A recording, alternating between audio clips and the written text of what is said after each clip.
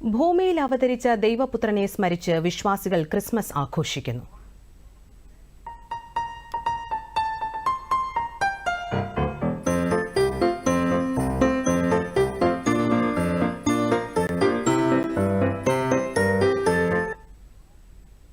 ബത്ലഹേമിലെ കാലിത്തൊഴുത്തിൽ പിറന്ന ഉണ്ണിയേശുവിന്റെ തിരുപ്പിറവി ആഘോഷത്തിലാണ് നാടും നഗരവും. സംസ്ഥാനമെമ്പാടും വിപുലമായ ക്രിസ്മസ് ആഘോഷങ്ങളാണ് നടക്കുന്നത്.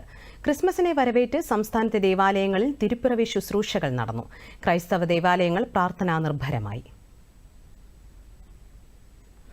തിരുവനന്തപുരത്തെയും എറണാകുളത്തെയും വിവിധ ദേവാലയങ്ങളിൽ തിരുപ്പിറവി ശുശ്രൂഷകൾക്ക് വൈദിക ശ്രേഷ്ഠർ കാർമ്മികത്വം വഹിച്ചു.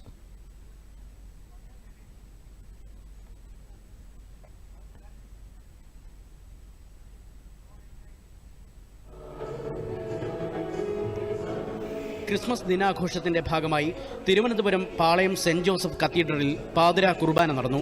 ലത്തീൻ അതിരൂപത arch bishop most reverend father Thomas J Netto ചടങ്ങുകൾക്ക് നേതൃത്വം നൽകി.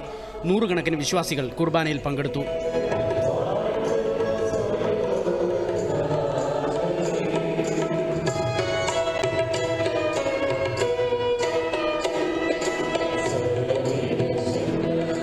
തിരുവനന്തപുരം ലൂർദ് ഫൊറോന പള്ളിയിൽ നടന്ന തിരുകർമ്മങ്ങളിൽ കർദിനാൾ ജോർജ് കൂവക്കാട് പങ്കെടുത്തു.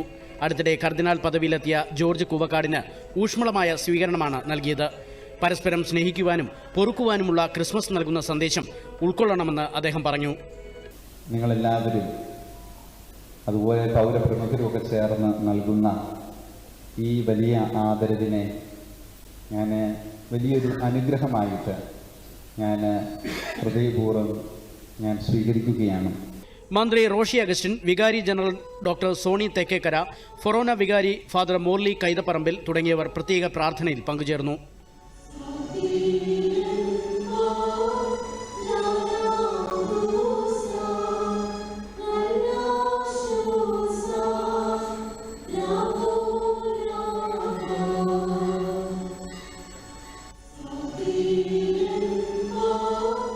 തിരുവനന്തപുരം പട്ടം സെന്റ് മേരീസ് കത്തീഡ്രലിൽ നടന്ന ക്രിസ്മസ് തിരുകർമ്മങ്ങൾക്ക് മലങ്കര കത്തോലിക്ക സഭ മേജർ ആർച്ച് ബിഷപ്പ് കർദിനാൾ മാർ ബസേലിയോസ് ക്ലീമീസ് കാതോലിക്ക ബാവ മുഖ്യ കാർമ്മികത്വം വഹിച്ചു.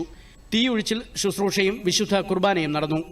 എറണാകുളം വരാപ്പുഴ അതിരൂപത ആസ്ഥാനമായ സെന്റ് ഫ്രാൻസിസ് അസീസി കത്തീഡ്രൽ ദേവാലയത്തിൽ ക്രിസ്മസ് തിരുകർമ്മങ്ങൾ നടന്നു. ക്രിസ്മസ് ദിവ്യബലിക്ക് മുന്നോടിയായി കരോൾ ഗാനാലാപനം സംഘടിപ്പിച്ചു.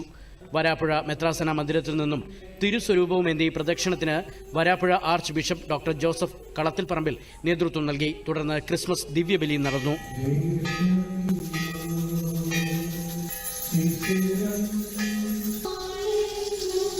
News desk, Doordarshan.